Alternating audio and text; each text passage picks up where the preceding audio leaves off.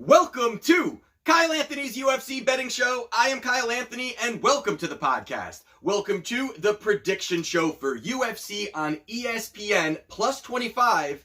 Cory Anderson versus Jan Blachowicz. We've got 3 plays that we have on this card. This will be the first time I'm not placing any of my plays on Wagertalk. I'm giving them all for free. It's been a great start to the 2020 UFC betting season. We are 12-2 to start the year. Last 2 events had 2 plus 200 plays, a couple of other plus money plays as well, some nice value plays. So it's been a great start to the season. Also, as well as the community of people have been growing. It's great more, getting some extra followers on top of some of these winnings, and as well as just continuing to make money and beat those bookies. So we're going to get into our play. Oh, and before I do as well, the show over on Wagertalk with Minty Bets, that will be starting again next week. Due to the fact I'm giving these plays away, there's no need for me to have something on Wagertalk for this week. So that be that. So next week we'll have that show on again. So the first thing we're going to talk about is the main event of the evening between Cory Anderson and Jan Blachowicz. Now this was a fight here. Before I dove into it, I was already one way. And the more that I was diving into it and the more that I was looking at it, it actually changed me to the other way. And I thought that it was, that always goes back to doing your research, taking a look at fights, even fights that you've seen. And I've seen every fight pretty much. It's good to go back with the mentality of the other fighter in mind, seeing if there's paths to victory, weaknesses, are they elevating, are they declining? And I think that here, I really felt that I kind of got a good grasp of what I like in this fight. So first thing we're going to be talking about, we will talk about Jan Blachowicz, and currently the lines are Blachowicz is a plus 175, and you've got Cory Anderson at roughly around minus 215, minus 220. You're kind of seeing in that area there. And I'm going to go down again, last 3 fights for each guy real quickly for you. 3 fights ago, Blachowicz fought Thiago Santos. Now, I am very high on Thiago Santos, and I've said that many times here. I'm very high on him, his skill set, how he strikes, his movement, his creativity when he's out there striking. I'm a big fan of him in general, but just high on his potential. And he's been out for a while due to the injury, but he's a guy that in this fight here, I did bet Santos in this fight. But the thing that was very impressive to me here is that although Jan did not win this fight, but I thought that he looked really good. I thought that early on, I thought he was very calm, he was very relaxed, he was countering in some nice spots, and he didn't, although there was no threat for a takedown in this spot here, I think that helped Jan be a little bit more comfortable out there. He wasn't as much looking for worrying about those takedowns. We're going to talk about that in some of his other fights. So I think that he fought pretty well. I thought he fought smart in certain spots. And then in that 3rd round, I thought it was pretty close those first 2 rounds. In that 3rd round, he made a very bad decision by kind of lunging forward, almost not even having any kind of defense when he was lunging forward. And Thiago just kind of backed up, threw a shot, dropped Jan, and then he threw about 67 punches to his head, ended the fight. But I thought that he fought well for a guy as dynamic as Santos is. I thought that Jan overall fought well in those first 2 rounds, but you saw that Santos did get that victory over Blachowicz.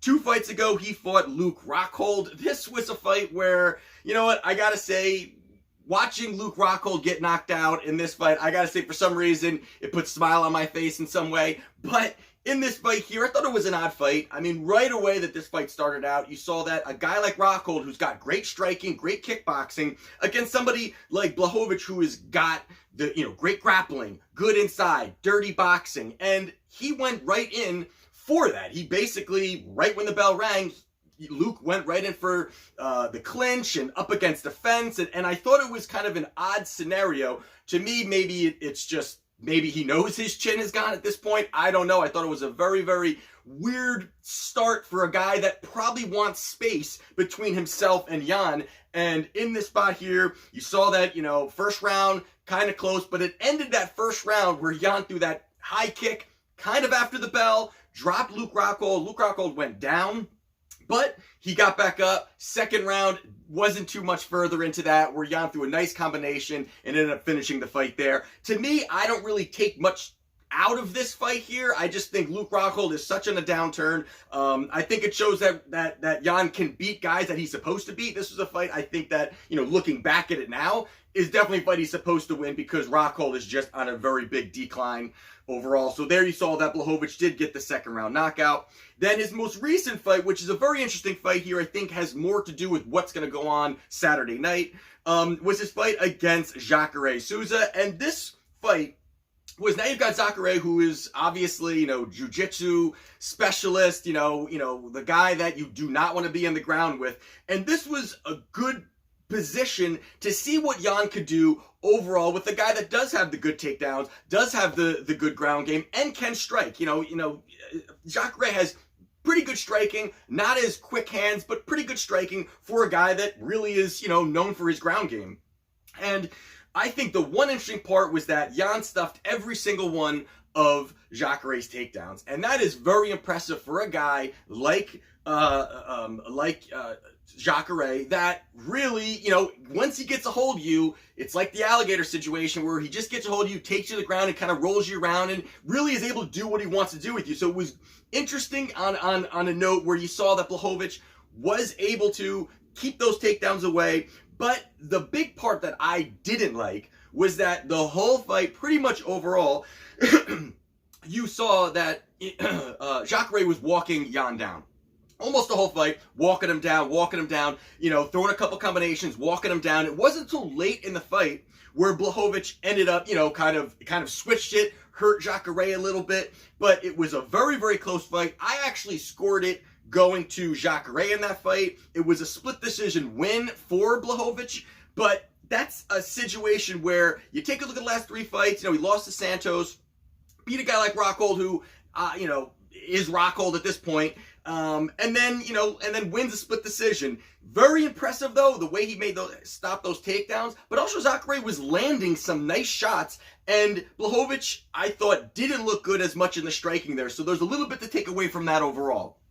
On the other side, you've got Cory Anderson. 3 fights ago, he fought Glover Teixeira, and Glover, this was, I thought, a fight where very, again, impressive what Cory Anderson did on the other side, where Glover has a good ground game. He's a big guy. He's strong. He's got, he's well-rounded. And pretty much that entire fight, Cory Anderson just kept that pressure on. He pushed forward the whole time, had him against the cage, got him to the ground multiple times. The one thing that kept happening, though, was that Glover got up fairly easy. I mean, there was a lot of spots there where I thought he got up pretty easy, but the control of the fight, the pace of the fight, what was going on overall was all Cory Anderson. Cory Anderson, landed some nice shots. You saw he did have some nice hand speed when he was going in there, but he controlled the fight, controlled the pace, got on top of him, was basically suffocating Glover. And that's an interesting thing going into this fight, where that could be a path to victory for him. That exact way that this fight went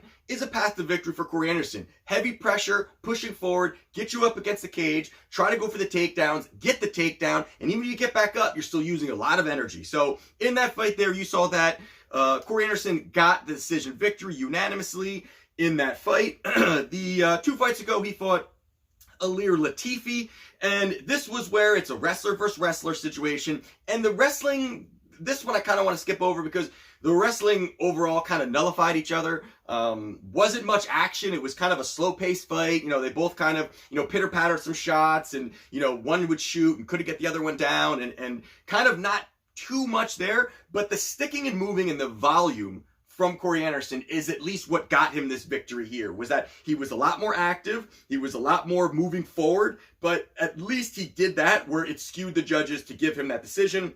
So he goes out there and beats Ilir Latifi by unanimous decision. And most recently, the fight between Cory Anderson and Johnny Walker. This was one where I gotta say, I thought Johnny Walker was going to put a spectacular knockout on Cory Anderson.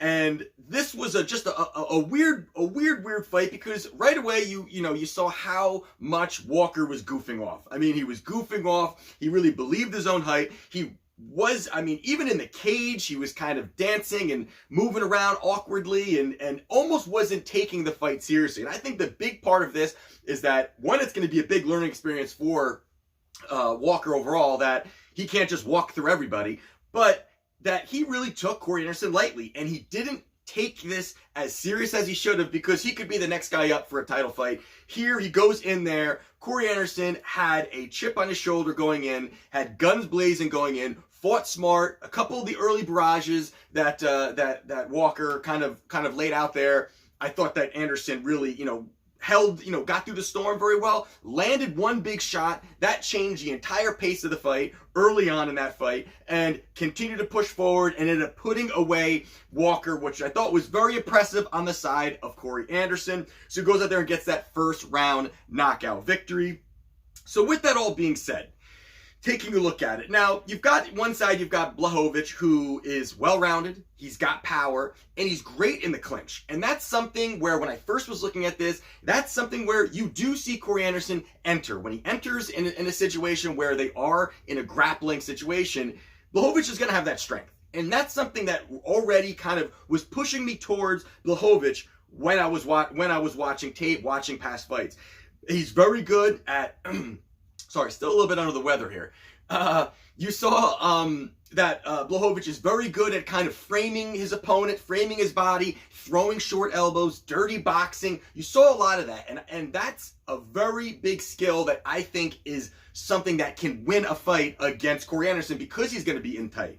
But then on the other side, you've got Cory Anderson. Cory Anderson, his cardio is phenomenal. He is able to have great cardio, good output. He has good volume when he's out there striking, and the fact that he's got terrific takedown defense too. So those are a lot of great things that you want when you are going to be in close quarters with a guy like Blachowicz. But I think a big part of this, and again in their first fight that they had, which was years ago, Cory Anderson was able to kind of do what he has done to some of his other opponents. Push forward, pressure, get the takedown, get the guy to work, and then win on the scorecards. And that's something here that I just can't get away from with Cory Anderson, is the pressure, and he is a grinder. He is a guy that's going to grind out wins. He's going to push forward. He's going to get on you. And Blachowicz, although, you know what, I think his skill set is pretty good, he's kind of a guy that doesn't do too much too crazy. As in, he's kind of a 1-2 punch, 1-2 kick, tries to, he'll get in tight, dirty boxing kind of thing, like I'm saying, get back outside, maybe another kick, where I think Cory Anderson has really, really stepped up. I think that he's evolving a lot more. I think his striking's got a lot better. And the fact that he's beaten him once is one thing, but the fact he's going to have the quicker hands compared to Blachowicz, I think is going to leave a lot of opportunities for Cory Anderson, not only to strike, but to disguise his takedowns behind some of these strikes. And I think that's going to be a spot that's going to be big, as well as the cardio. And even when you saw in the fight against Jacare, there was clinching and a lot of that going on. But you did see that, Blachowicz later kind of was getting tired. He was starting to, you saw later as the fight went, that the third and fourth and fifth round, he was starting to just lower output, give a lot of space, where a guy like Cory Anderson is going to keep pushing forward, not going to allow that space, and I think that that's going to be a big path to victory for him here. I do like Cory Anderson via decision, but my bet as my first replay is going to be Cory Anderson to defeat Jan Blachowicz minus 215.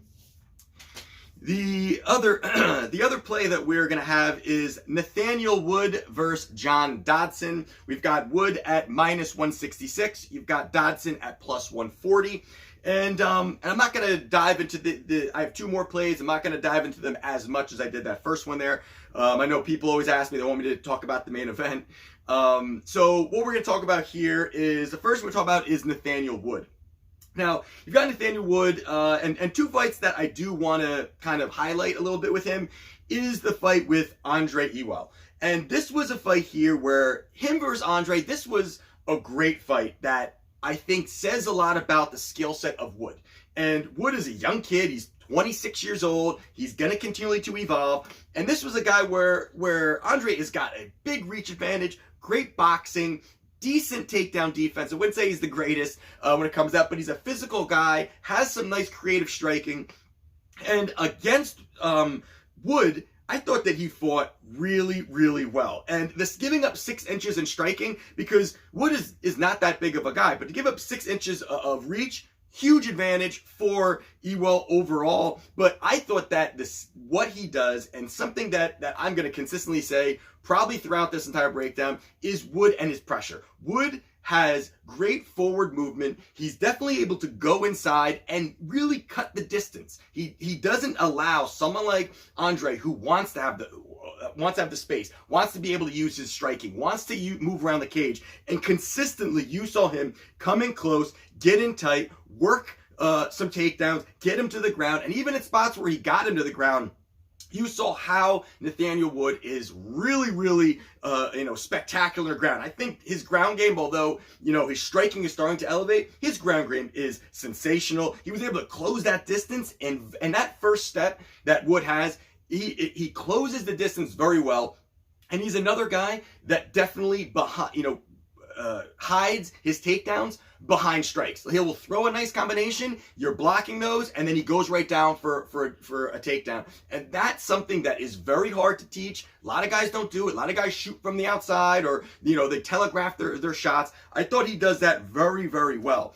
So I think that's a huge part there. He did get the victory over Andre, and also his fight against Jose Quinones. This was a fight here on the opposite side. You've got Ewell, who is more of a boxer, and then you've got Quinones, who is more of pure jiu-jitsu, great jiu-jitsu specials, has some nice accolades there. And this fight here, I thought Nathaniel Wood completely out-grappled Quinones. I thought that, a guy, even in tough spots, there was even a spot where Quinones was on top of Wood, and he had a great opportunity to just flip him over, nice reversal, transitioned, and all of a sudden had side control in a split second. And that's a huge advantage for a guy that has good striking, but also can really tailor in those takedowns. I think that's a huge, huge thing for a 26-year-old that's that versatile. I think is very, very a telling sign of where he could possibly go. Then the other side, you have John Dodson. John Dodson, I'm going to talk about two fights with him as well, against Pedro Munoz. This was a split decision win for Dodson. But in this fight here, you do see again the consistency with Dodson. Is these first rounds, Dodson comes out hard. I mean, he comes out firing shots. He's moving, that old Dodson where he consistently moves. He's got a little pop in his hands, and he's able to move around pretty well. And this fight here, Pedro Munoz is not some elite striker. He's very good in the clinch, wants to get the fight to the ground if he can, good in the clinch. This was a fight where they kind of were both standing outside the whole time. And they traded some shots, but you saw that Munoz was definitely taking advantage of some of those exchanges, which surprising to me with a guy like Dodson, who definitely has the better striking, the quicker hands overall. But as you saw throughout that fight, Munoz was kind of picking up a little bit, and Dodson was slowing down. And that's something I think could possibly take into the fight with Nathaniel Wood. But you did see that Dodson did get that victory. And then another fight here that I thought was very interesting, which again, I think goes into what could happen Saturday night, was against Jimmy Rivera. And again, the first round, you saw Dodson out there. He's popping shots out, moving around, sticking and moving, using his jab, nice combinations. And then you see second round and third round, he starts to slow down. And you did see even Jimmy Rivera moving forward, utilizing some pressure, again, something that Nathaniel Wood is very good at. And you saw slowly that kind of Dodson didn't have much going into that third round, and Rivera goes out there and gets a decision victory. But there's very telling signs there. Not going to talk about the Peter Yan fight versus Dodson. That was an easy victory for Yan, and Dodson almost didn't even appear like he wanted to fight. Late in that fight, Yan had his hands up, kind of, are we, let's exchange punches, and it was just a very weird fight there, and Yan did get that victory. So with that all being said, to try to quickly get into my third play, with it all being said, I think the biggest thing here is definitely going to be the pressure that Wood is going to be able to move forward with. Without a doubt, you've seen Dodson have issues with that over his career. And, also, Dodson is 3-5 in his last 8.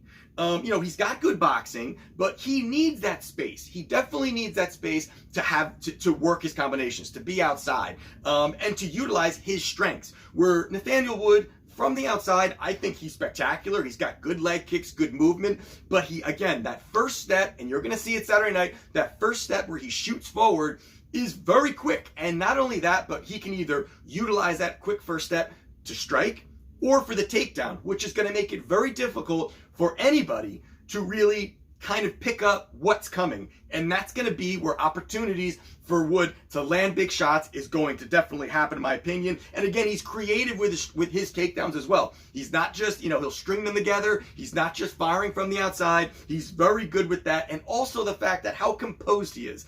I mean, I even watch about 4 or 5 of his fights, and all of them, he is just very, very relaxed, very, very chill, very, very calm. And then when he needs to, he steps it up and gets the job done. So I think that is a huge part of it, as well as the fact that 2 of the 3 last fights for Nathaniel Wood, he's been the smaller guy. He has been the smaller guy, has the, doesn't have the reach advantage. The height advantage goes to the other guy, and he's picking up victories, choking guys out, outstriking them.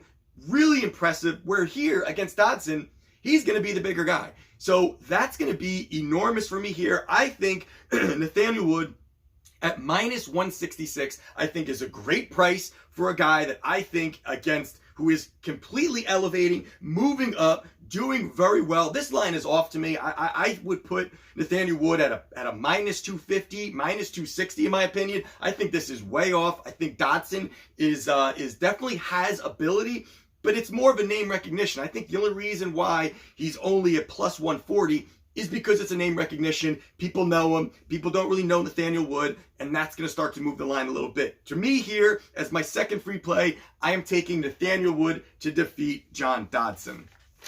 And then my last one, I'm just going to, quickly try to go over this one because it's already long enough, is Diego Sanchez versus Michel Pereira. And this fight here is one that I have circled on my calendar here as a fight that I am definitely betting, because I think overall there's a lot of great things to like about one fighter over the other. And you've got Pereira is minus 158 roughly. Again, you're seeing kind of on that range, as well as Sanchez is a minus 158 and a plus 145 for Sanchez. Now, going over this real quickly again, the big thing that first I want to cover is the last fight for Pereira. Now, he's had 2 fights in the UFC. His first fight was a spectacular flying knee knockout win over Danny Roberts, which was one that really, stamped him as, hey, this guy has got ability, he's got talent. And then he went up against Tristan Colney. And that fight here, Tristan had come in on a 5-day notice. Was very weird that not just that, but it was weird that then Pereira misses weight, and then they still had to fight. So it was kind of a weird situation. But this was a fight here where, and if you haven't watched this fight, you should watch this fight, because Pereira is all over the place. I mean, he comes into in that first round, he is doing spin, he's doing all kind of acrobatics. He's doing spin kicks, he's doing flips, he's jumping all over the place, he's jumping off the fence, he's doing all of these nutty things. And as the fight went on, and it really looked like Pereira was gonna end this fight early. There was a big barrage coming on, and Tristan kind of hung in there, and then that second and third round, it was all Colony. He came in there, he was able to kind of work that gas tank on Pereira when he's doing all these high movements that are going to really drain your cardio. I thought that he definitely didn't look good. I mean, he looked fantastic in things he was doing, but he looked terrible later in that fight. And then you saw that Tristan was able to work, consistently, get him tired, was able to get that decision victory. And that was Pereira ended up losing that fight. Man, I'm hurting. So with that being said, taking a look at these two, Diego Sanchez is a tough fighter, and he definitely is a kind of guy that, he likes to get dirty, likes to get in close, this, dirty boxing kind of guy, can, not scared to take a punch, wants it to be sloppy, will have that pressure. But in this situation here, I think the biggest thing for me here is the fact that Diego Sanchez is not a natural welterweight. This is going to be a welterweight fight. You've got a guy in Pereira that's definitely going to be the bigger guy, is absolutely going to be the stronger guy, and I think that's already going to favor Pereira in this fight, just on the fact that you're not really going to, in those exchanges where they're going to be, maybe he's looking to get in close, I think that Pereira is going to have the strength to either get him off him or throw him to the ground or just kind of break apart. And I think that's a big part where Sanchez likes to get inside and tangle it up. That's going to be big, that he's going to be the bigger and stronger guy. But overall, that Pereira has a fantastic skill set. He has a really great skill set that I think he's so excited to show off that he almost needs, and hopefully he has learned a lot from that last fight, but really hone it, really be able to downscale it and say, listen, if you can do this and use your skill set for 3 rounds, you're going to go out there and you're going to beat a lot of guys. I mean, I think he looks fantastic when he's actually just, and even fights before the UFC, he's looked great. I mean, he really has a big arsenal of weapons that he can use, and he can pull them out very quickly against a guy like Sanchez, who is 2-3 out of his last 5 fights, has been knocked out twice in the last 3 fights. He's 38 years old. And there's got to be some MMA wear and tear on Diego Sanchez. There just has to be at this point. So for me here, I mean, I think Pereira at a -158 is a great price here against a guy like Sanchez, who is just a same kind of thing. I think it's a recognizable name. He's a fan favorite. People want to cheer for him. I think that definitely adds a lot to it. But I just think that this is a spot where Pereira can land 1 or 2 big shots, put away Sanchez. And you know what? The chin of Sanchez has always been, is a little bit, people are questioning it.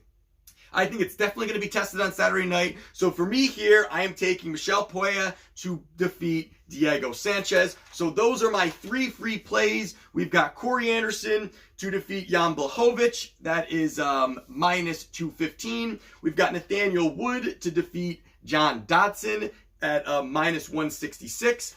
And we have Michel Pereira to defeat Diego Sanchez -158. Hopefully I got through all this and made sense, because I'm feeling a little sick today.